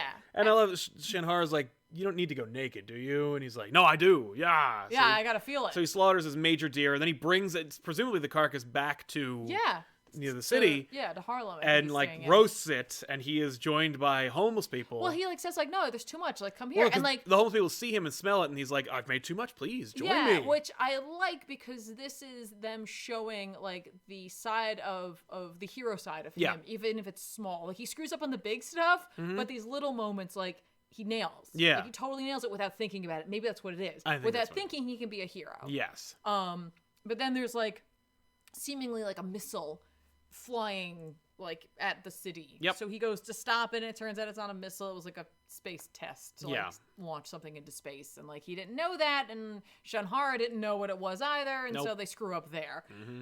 So he's also like on the news for that. On his way back, there's like some cops chasing a car, so he stops the car and he shakes like the kids out of it. He throws the car in the river, and it turns out one of the kids is the kid he was playing basketball with. Yeah, and the woman who gave him a hard time, that was her car he just threw in the river. Yep. The cops go to stop him and the kids, and like he's like, hey, it was a mistake. Like this is like, it's cool. I know these guys. It's all right. Like this was all like a misunderstanding. Yep. And they open fire. And so he blocks himself and the kids. The kids get away, and he ends up pulling the car out. And like she's watching the news, and the mom, and like sees all this happening. Kid shows up safe, and then like Exo's there, and he's like, hey, like I messed up. Yeah. And like I'm sorry. His name's Eric. Eric. I'm calling him Exo. I don't care. Right. Well, I was like, I think he has a name. No, he does. I know it. It says I'm just calling him Exo. But like, it's Exo. And he's just like, yeah, I screwed up. I threw your car in the river. It's a mess. I will figure out how to fix this for you. And like, I'm sorry. Like, you know, her son's like, it was not his fault. Like, we made a mistake. We shouldn't have run. This is my fault. And then she like hugs him. Yeah. And she's like, you saved my son. Right. Yeah. Like that could have gone completely It would have wrong. destroyed my son's life, or he may have died. Yeah. And so like, you're part of us now. And so you're staying in the back room. He goes to fix the car. He doesn't know how to do it. The lady he gave the deer to, one of the homeless ladies, shows up. She's like, my dad used to own a mechanic shop. I know how to fix this. So you're seeing the world that Exo's building. Like, I've made a community here. Yeah, exactly. And then he like hears about like a hospital in the Ukraine that has been, is it a hospital? I think so. That's been bombed. Yeah. And he goes there to stop it, and like they don't know who, like this area's always been in turmoil. It's hard to tell who's the good guy, who's the bad guy. So he just tries to disarm everyone, and then the big bad shows up. Yeah. Who I don't know who it is, but it's a robot. Right. Oh no. A big cool suit? robot. I don't know. Yeah. But like as my first Exo book that I've ever read, it was an easy read. That's the thing. Exo is always an easy read, like, or it should be an easy read. Yeah. Like, out of all the Valiant books, if you want to like sit down and get into the universe, Exo is the easiest gateway for anybody. And it felt like it again because like maybe because like there is like a really intense human quality about him, and like honestly, like was I a fan of Dennis Hopeless Hallam's Doctor Strange? No, but that doesn't mean he's not a good writer. And a lot of people like to Spider-Woman. I never checked that out. But, like, I enjoyed the way he crafted this character. Yeah. I don't know if fans of Exo like it or not, I don't depending either. on, like, what they're used to seeing from him. So I don't know if this is too on the humor side or the screwing up side. But I kind of like him starting so low so that he can go up. Exactly. There's also, like, something weirdly almost sort of like Luke Cagey about this. Yeah, well, yeah, because he's like a hero of the community. Yeah, maybe it's the hoodie too. I don't know. Big time. But I enjoyed it. You know what I mean? Yeah. Like this is like typically when I read a Valiant book, it's like Dr. Mirage. It's something with a magic, sort of element to it. But I wanted to try this out again, like throw a little coin their way. And also we gave the book away. I feel like I should have known about it. No, I mean, yeah. Well, that's fair. That's fair. Yeah. Yeah. So we have his cardboard stand up. We should know. Yeah. Now I'm like, oh, there he is. Oh yeah, hey, so what's going on? What are you doing?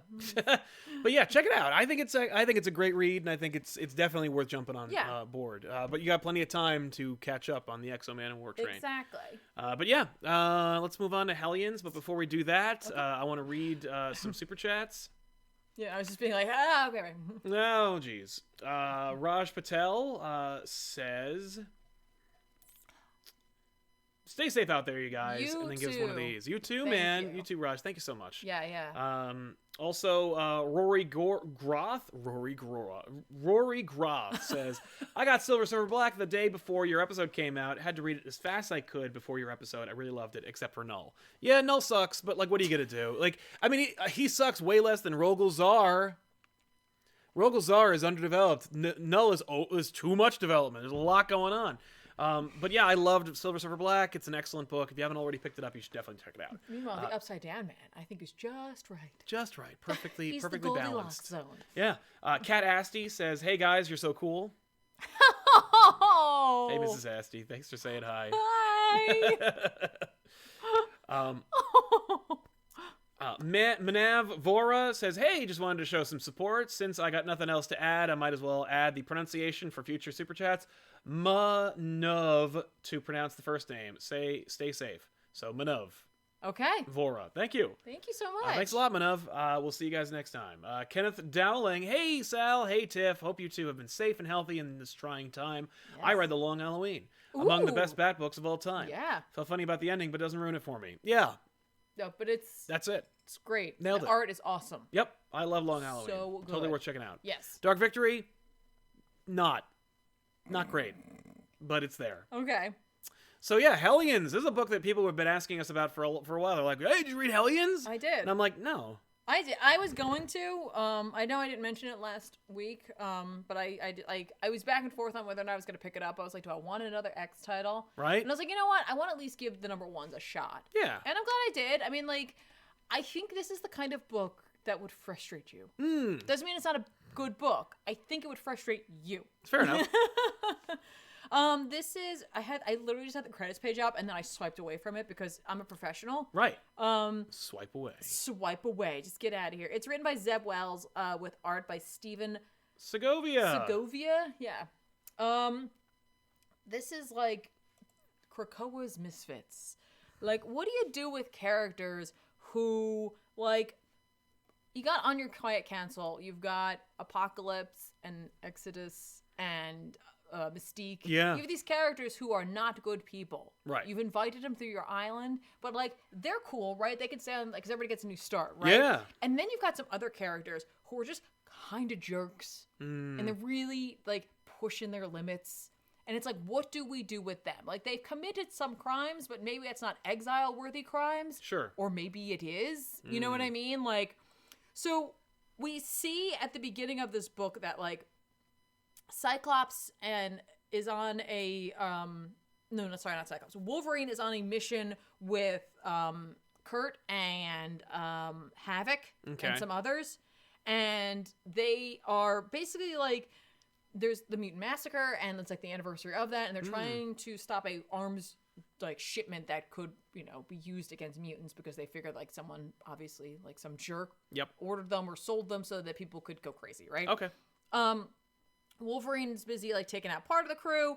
Nightcrawler and Havoc find a van full of weapons, and then they get attacked. Like, they get like hit with like a RPG kind of thing. Like, Nightcrawler's down for the count, and Havoc is not down for the count. They like grab him by the head, and they're like, I love watching mutants die. I love killing mutants.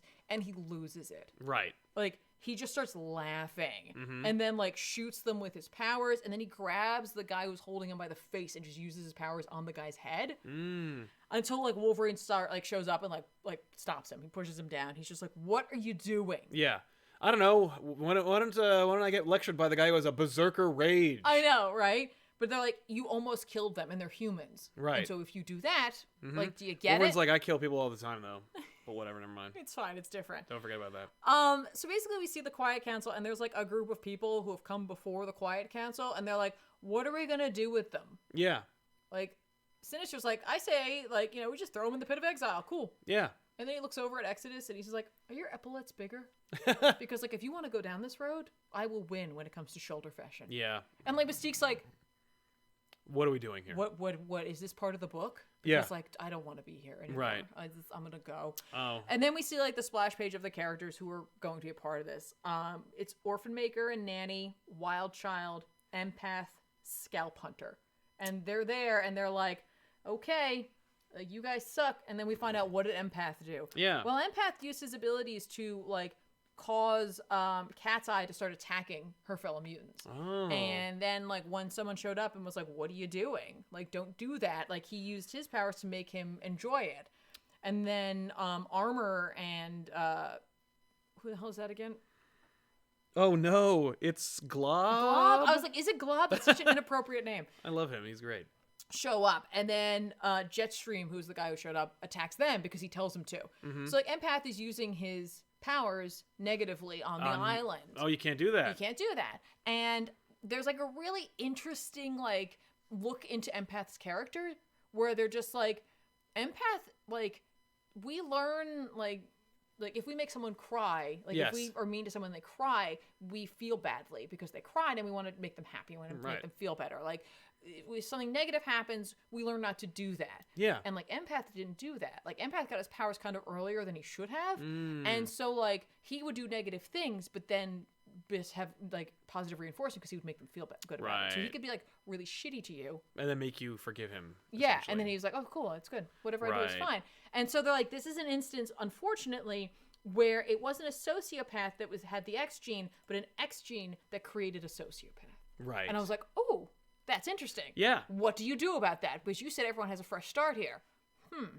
So then we see what happened with Nanny and Orphan Maker. And, like, I don't know anything about Orphan Maker. No. Other than, like, it's a full-size man-looking individual who has, like, seemingly the mind of a child. Right. Who, like, beats up Beast and Angel in order to, like, get Nanny back.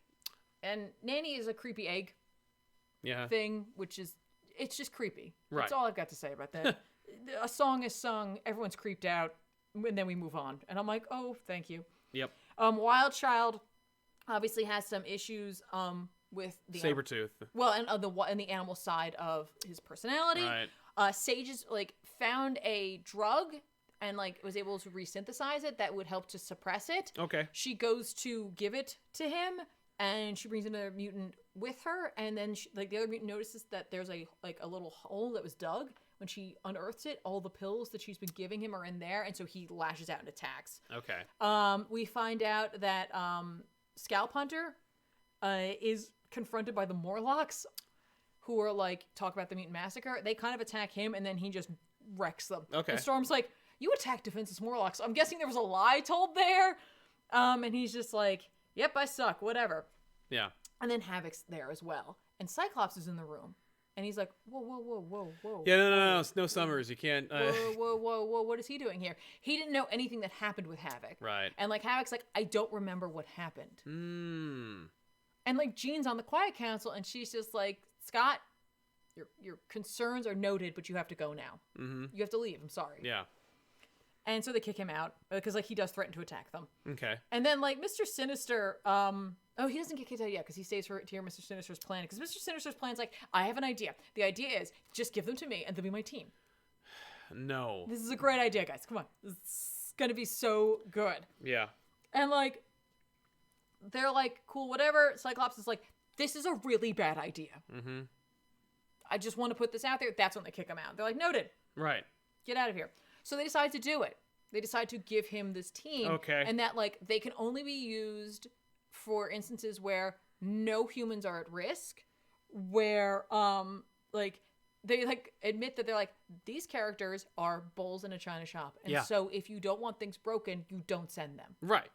And that, like, if they're, like, in the breaking of things, there is therapeutic value to be gained, that's when they can be used. Okay. And I'm like, okay, that's interesting. How will you know that? Yeah. The last piece of it is that Cyclops, and I guess part of the Quiet Council, also wants to have Psylocke, not Betsy, but Psylocke to be on the team. Okay. As, like, the thing to keep them in check. So she's like, okay. She'll be the Rick Flag of the team. Yeah, in a way. And that, like, you know, like, if anything goes wrong, she'll take them down. Right. Okay. I'm like, sure, why not? So she's going to be on the team. They, like, basically decide that they're going to go to, and by decide, this is the mission they're given, to the Essex State Home for Foundlings. Okay. Where Sinister has a cloning farm there. They're going to go destroy it because they don't need it anymore, obviously because of the 5. Right. And, like, he's like, honestly, I kind of forgot about it. And he starts, like, he's giving them their debriefing, and then, like, their briefing, and then he's like, I'm bored. Right. Psylocke, tag in. Yeah. You just tag in. I don't want to do this. She, like, finishes up by saying, like, you know, like, there are other individuals there. There are other mutants there. We will take them down, but, like, you will not do anything until I determine that they're a threat to us. Right. You got it? Wild Child is kind of, like, not having any of it. Sure. And Scalp Hunter's like, he's not going to listen to you if he thinks you can't take him down. She's like, this isn't going to be a problem. Trust me. Mm-hmm. I can take him down. All right. Scalp Hunter, like, they're all, like, giving each other, they're all, like, posturing at one another, except for Havoc, who's just kind of like, yeah, cool. Like, he doesn't want to go there. He doesn't want to go back to the orphanage, except for the fact that he's like, the only reason I said I would go there was to burn to the ground. Scalp Hunter and Wild Child get into a fight. So it's like, let them fight. Okay. They have healing factors. Who cares? Yeah. I don't give a crap. Mm-hmm. So basically, Sinister also is just like, you know, to Psylocke, he's just like, you don't have a choice except to be here. Don't forget that. And I'm like, oh, and he walks off. So she's gonna lead them. He's not even going. Sinister's not even going. He's like, nah, you go. I'm the idea very guy. Suspicious. I came up with the idea, and then you do the work. Right. I'm not doing that. Why even come? I have to go make my epaulets bigger. Right. He doesn't say that, but no, whatever. But we get it. Then we cut to the orphanage where we see all the mutants they were talking about hanging upside down, who, like, with some significant wounds. There's some sort of magic happening. Oh no. Seemingly some sort of demonic energy. Yeah. And it's revealed that it's Madeline Pryor. Right. The Goblin Queen is going to be the antagonist of this. Okay. I was like, all right, I'm in. I mean, like, the reason I say this is frustrating is because, like, there's no way this team could work. It is essentially like the Mutant Suicide Squad. Yeah. Like, if they die, cool, whatever. Right, who cares? Other than Havoc, I don't think anyone would care. And obviously Psylocke. Nope. And Hickman would not let it happen anyway, so. Right. But, you know, Sinister and Apocalypse clearly have hands to play in all of this. Yeah. And I'm interested to see if they do touch upon what was happening down there and why is Madeline Pryor here. Yeah. So, you know, this wasn't, like, my favorite of the X-Files I've read, but it's not Fallen Angels, so I'm cool with it. Fair enough. Yeah. And I mean, like, this is another chance at another Psylocke book, so I don't know. Like, okay. I don't know their relationship, her and Sinister. Oh, not much. He indicates there's something there. Okay. So, I don't know. All right. Maybe it has to do with her and, you know what I mean? Like, her having... Yeah, been separated. Yeah. Yeah. This, whatever this is. Yeah. But yeah, I read it. Madeline Pryor. At least Scott's not there. Yeah. Oh, that'd be interesting. But there will be a Summers brother. So that certainly won't cause any problems. Dan V900 says, I know DC's going digital, but at least the Adventures Continues was digital already, which has my most anticipated comic with Dini, Burnett, and Templeton back. Starts Wednesday. I'm excited. Nice. Essentially, Dan was promoting Paul Dini's new Batman book that's going to be digital only. Okay. Yeah, man. I can't wait. This also, DC is not going digital only. They're doing, like, a whole initiative where they're, like, figuring out how they can, like, print their books and make them available in different stores. How about this? They definitely will be doing digital. Yeah. But and they then hopefully doing a They certainly didn't announce they were going digital only. No. Batman Superman is a book that came out that I read as well. This is Batman Superman number 8 from Joshua Williamson and Nick Darrington. Nary a Batman Who Laughs in Sight. No. This is part 2 of a story in which Zod steals Kandor, or at least, like, recovers all of the dead bodies that, like, Rogolzar killed. And then I'm really trying hard to imagine that, like, he just smashes it or something. It's I know, but, like, very him trying vague. to find all the bodies. I know, it doesn't make any sense. Like tweezers. It's very involved, stupid. I'm sure. It shouldn't have happened, but Williamson's doing his best to fix it. Right. So he chucks them all into the Lazarus Pit, And, Batman and Superman and Ra's al Ghul are like, boo, don't do that. And Superman's like, what are you doing, Zod? And Zod's like, you didn't even try. Like, they're in your care and you didn't even try to save them. You don't know what plans I've got. He had no plans. Because he's written by Bendis, so he has no plans. But, the idea here is that, like, so they emerge from the Lazarus Pit and they're, like, insane. Yeah. This book had my favorite line. Yeah, it is the best line. It's so funny. It's just there's a battle where Ra's and it's a swarm of Kryptonians that are flying around and they're insane and they're attacking everybody. And plus, like, you got Zod who's angry at Kal, but they have a truce, right? So they're not like fighting each other. But the sequence is that like Ra's al Ghul is battling with them. And, Superman is like, okay, so, like, when will this madness go away? Like, when will it fade? And Ra's is just like, well, it depends on the willpower of the resurrected. I rejected Zod's offer for just this reason. It takes a trained soul to withstand. And as he's, like, giving his monologue, he then goes, they're going into my ear! Ah! Like, it's just so great. That's awesome. It's so funny that, like, Ra's al Ghul just undignifiedly screams, they're going into my ear. Ah. That, like, I thought, like, after you showed me those panels, I thought about that for days. It's so funny. I've been laughing at this forever. And according to Josh, this was gonna get cut, but they said, like, no, it's too funny. Like, it was too good not to use. Yeah. And I agree. It's fantastic. Darrington, of course, is the star of this book because it's Nick Darrington and he's great. There's no, like, sequence that is definitively Darrington. No. It's just good stuff. Yeah. I mean, admittedly, they're going into his ear and, like, the whole swarm is like... Yeah, it's pretty spectacular. Yeah. Ultimately, they do, like... They become a swarm. Superman goes to quiet them. Mm-hmm. And then, like, Ra's throws a solar bomb at them. A red solar radiation bomb. And they fall from the sky. Mm-hmm. Zod collects them. Again. And then Superman essentially takes them with him. Like, he winds up putting them into Kryptonian healing comas. I was going to ask if they were in Kryptonian healing comas. Oh my gosh, really? Yeah. He puts them into Kryptonian healing comas. So they'll be back. Yeah, they'll be back. Well, and still tiny. Yeah, well, and Superman revealed that Zod didn't put all of them into the Lazarus Pit. That Zod apportioned half of the Kandor population and put half of them into the Lazarus Pit in case it didn't work. Oh, where's the other half? He has the other half. Zod does? Yeah. They're just dead? No, they're all, like, he's put them in something else. Like, he's working on it. It's a whole thing. Oh. But it's cool. It's cool stuff. It's a good book. All right. I enjoyed it. And more important, it puts the genie back in the bottle, no pun intended, of City of Kandor, back, and it undoes the most egregious thing that Bendis did. Right. Which is ironic because, like, Bendis is like, I'm here, bitches, drop! Let's undo that immediately. Like, as it turns out, like, no one likes Rolgazar, no one thinks that was cool. I can't believe it got past editorial. Mm-hmm. And we're just like, well, we give him so much money, just let him do whatever he wants, I guess. So stupid. I feel bad that they had to do this to fix it, but you know what? But hey, we got they're going into my ear. Ah!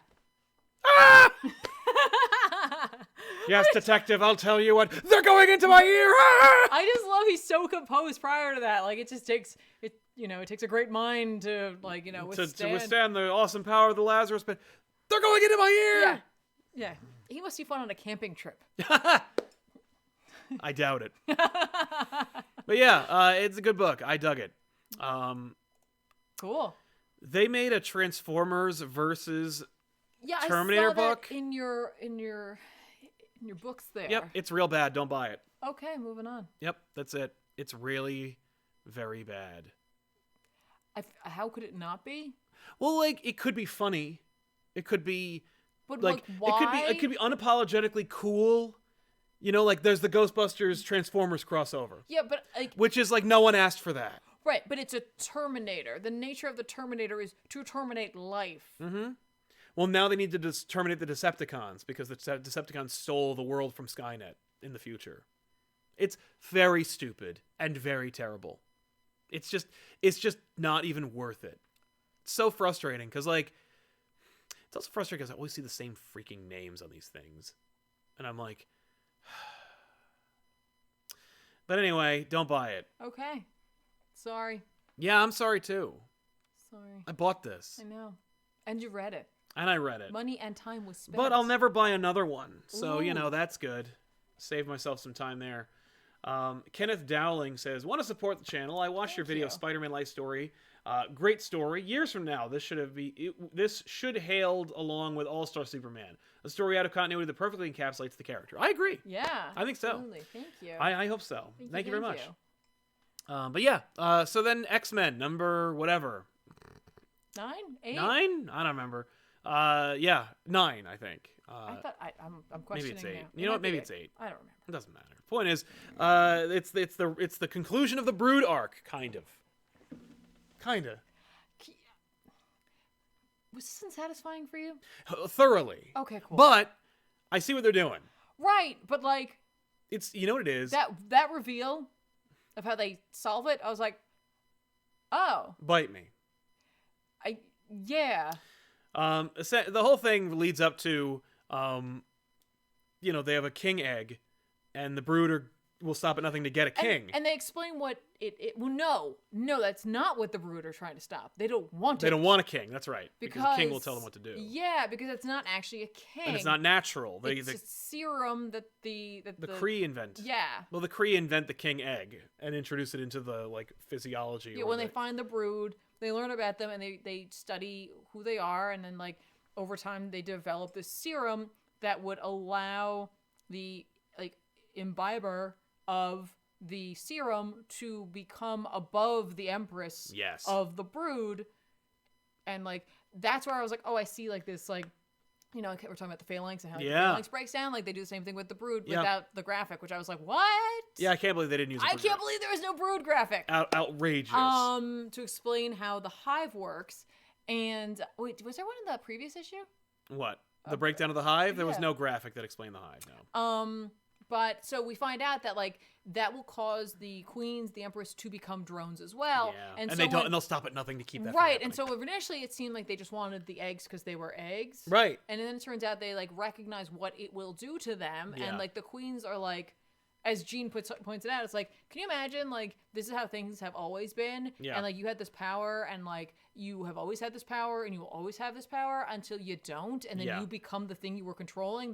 They will do anything to stop it. Yeah, and I was like, that's cool. By the way, it's written by Jonathan Hickman with art by Lyneel Yu. Yes. Yeah. So ultimately, they have a king Brood already, and he eats the egg and becomes the king of the Brood. Well, no, they don't have. Well, he's just. He's a boy Brood. Yeah. He's just a drone. Yeah. Kinda. But But he eats the egg. He got hungry. So he ate it. Lol. It's one of those moments where it's lol. Lol's so random. Yeah, but. And then because he eats it, he becomes in charge. Yeah. And immediately all the Broods stop attacking them because they're in they're in the shit. Yeah. And now when the big epic thing happens, the Brood can help the X-Men in that 1 or 2 awesome page splash. They can fight off. The Phalanx. Nimrod. Yeah. This story was only done to be in continuity, a justification for what is undoubtedly going to be a 1 or 2 panel splash that will allow for insurmountable odds to suddenly be tipped in the X-Men's favor. Sure. It's just... So, Hickman's oh my god, I want this awesome moment of the Brood coming to the X-Men's aid. How can I do that? How about a 2-parter where literally the X-Men have a Brood in their ranks already? We'll put him in charge of it, and he'll run the Brood. Hey, how about this? He'll probably get bigger by the time we get to the next thing. It was the most egregious of all of them so far of the X-Men run, where it's you're not that's not world building. That's setup. Yeah. That is unless just nothing happens with it, unless he's just he keeping does not, for down the line, for way down the line. He is not. Okay. He is setting. Well, yeah, the way down the line is there's the culmination of his Secret Wars. Right. Unless I don't know. I mean, this could be a thing that, like, since it's so obvious that, like, we're meant to focus on. Yeah. I don't know. But, like, this just, like, everything was pretty cool, literally until that. Yep. And I was like, oh. Yeah. Because, like, they get the Starjammers out. Like, yep. Yeah, there's a lot of cool stuff that happens in the story, and then that happens. And it's like, but it happens just because it's, well, it happens because it has to happen because that's what they want to have to happen. Mm-hmm. But also in a lol random kind of way. And I know that, like, there were a ton of fans who were like, woo! And I'm like, sure. But not in, like, but, you know, well, that appeals to me. I love the lol random moments. Not me, I'm saying them. No, and, like, that's fine. Like, I can get behind that if the book's, like, tone up until this point has set for that or, like, allowed for that. But, like, it really hasn't. And so that's why I think for me it was just so, like, wait, what? Yeah. Like, that's not the style of Well, storytelling that we've come to see. And because of the tone shift, it's like, did he do it on purpose? Did he know it was going to happen? Right. Like, was the whole thing a machination of his? Or was it just like, oh, sorry, herp? Yeah, I thought it was a Cadbury cream egg. Whoops. Her. I don't like this. What? Yeah, I'm not a fan. Well, I'm going to get ats. They're bigger. You know, they're smaller than they used to be. Apparently. But yeah, so X-Men sucks. But, you know, I'm sure the next one will be good. Sure. Yeah, I mean, I'm still in. Yeah. It's just literally I was like, oh. Yeah. Oh, you didn't have to do that. Oh. Yeah. So, you know, but anyway, let's jump into some recommendations of books that are coming out this week that you should check out. I'm going to recommend Batman 92. Obviously, Batman 92 is coming out. It's from James Tynion IV, with art by Guillem March, or Guillem. In any case, it's just more. It's Tynion and March. There you go. Tynion and March. Works for me. I'm in. Is this it for Punchline? Yeah, I think Punchline will be. Yeah, I think there's a fight between Punchline and Harley Quinn in this book. Oh. Yeah. I was just looking at the other covers. Right. So yeah, I think it'll be cool. I like this series, so I'm excited for it. But yeah, Batman 92, Daredevil 20, Inferno Part 2. There we go. Can't wait. It's awesome. Yeah. And there's gonna be one of two issues. X-Men God Loves Man Kills, the extended cut. They're re-releasing God Loves Man Kills, and apparently Chris Claremont's added more material. It could be like the special edition of God Loves Man Kills. I'm very excited to see how it goes and what he changes or adds. I will have my copy of God Loves Man Kills to compare it to. Mm-hmm. So we're going to see how it goes. I'm excited. I want to see how that turns out. What is he going to do with that? What does he mean extended? But issue 1, I think of 2. I don't know. So that's cool. That's cool. Yeah. This week, The Dreaming will be ending. So if you've been reading Sandman Universe The Dreaming, I think it's coming to an end. Yeah. Issue 20? Yep, issue 20. They're ending the series. And also Strange Adventures #2 is coming out. That's the Tom King, Mitch Gerrard's, look into the character of Adam Strange. Right. I really like the first issue, so I'm definitely grabbing the second issue. I also liked the first issue. Yeah. So I'm excited to read your Right? copy. It's going to have to be digital. No, it'll be my copy. But yeah, no, I'm excited. Oh, fine. But yeah, no, I'm excited. It's a good looking book. I saw Tom King made a joke the other day where he had some 80s obscure roster list, and he circled 2 characters he couldn't name, and he said, "Who are these characters and why do they deserve a 12-issue miniseries about how they're sad?" And I was like, that's funny. Yeah. Maybe now that the pressure of Batman is off of him. Yeah, he can relax. Yeah. You know That'd what be I nice. mean? Yeah. I don't know. But yeah, so from all of us here at ComicPOP, I want to say thank you all so much for hanging out with us. We want to thank our super chatters for sponsoring today's episode. Thank you guys so if you much. want to support us more, you can always go to patreon.com/ComicPOP, though I understand things are tight everywhere, Yeah. so we do appreciate every little bit you can spare here for us. It allows us to continue to make things that you want to watch. But even just watching. But just watching helps, yeah. Just giving a watch, giving a like to something. Yeah, liking the video does help. More than you could possibly imagine. Agreed. Leaving a comment. True. Super Yeah. helpful. But yeah, there's always more. In fact, how much more? Well, I'll tell you. We got another show. We got 2 live shows. Off the Rack is our live show where we review shows and books and movies and stuff here on this show. Elseworlds Exchange, a one topic and an hour-long discussion where it's me, usually Cape Joel, but sometimes a guest, where we talk about one topic for about an hour. I have one lined up that's going to be pre-recorded. I got a special live one with Joel, of course, tomorrow, and more to come. Plenty more Elseworlds Exchanges. Back issues, of course, Wednesday. Letters page is being cut as we speak, and more stuff on the horizon. Yeah. If there is no travel restriction by the end of the week, we will be able to shoot a GBU, which I'm very excited about. And that'll be probably the last GBU because I'm sure there will be a travel restriction coming. Yeah. If you want us to watch more, there's even more actually happening. If you want to watch video games, Tiffany plays video games over on twitch.tv/ComicPOP.TV. Yeah. Who knows? If more happens on this channel and we get some like boosts, we'll expand. We'll keep making more stuff for you. Yeah. But yeah, playing video games on twitch.tv/ComicPOP.TV. Give it a follow at least, so you know to join her when she's playing. Thank you. When's the next stream? Do you know? Tomorrow. Cool. Tomorrow. What time? We've been doing around like 4:30, 5 o'clock on Tuesdays. There you go. Eastern Standard Time. That Yeah. is. So check her out over there. Of course, if you want more, I got more for you. You're like, no, there's 24 hours in a day. You just described only an hour per episode. Well, you can always go to Instagram.com/ComicPopOfficial, and you can check out behind-the-scenes photos and also live streams where I do a Q&A for about an hour. You can always follow us on Twitter for constant up-to-date updates about what we're doing at The Real Zoobs, at Sal Says What, and, engage us. I check it, so we'll let you know. Yeah, absolutely. But, if you have any more questions, of course, join us on Instagram or Twitter or in the comments or on any of our shows or on twitch.tv/ComPopTV. Thank you all so much for hanging out with us and watching this episode and for sponsoring us. We do appreciate it. And we'll see you guys next time here on Off the Rack, of course, next week, because comics are still coming out. If you are a big-time physical comic book media purchaser, my advice to you would be to contact your local comic book store or the nearest comic book store and reach out to them and say, what can I do to help you? How can I help? Yeah. And then do whatever they tell you, because they could use it as long as it's safe. Yeah, don't go to their store unless they're doing curbside pickup and, but like they could do mailers, they could do, who knows? No, it's true. But yeah, everybody make sure you stay safe out there. Stay home. If you can. Stay home, wash your hands. Wash your hands. And practice social distancing. Yeah. Unless you're living with somebody, in which case, it's a done deal. What are you going to do? It's like, what's going to happen? I don't know. And just be careful of the info you get out there. That's true. Yes. Always be discerning. ABD. Always be discerning. Always be discerning. When you hear something, ask why. Who has to gain from that? And then Google it. Know? That's usually what I do. Just as long as stay safe. Yes. Seriously, stay true. safe. It's true.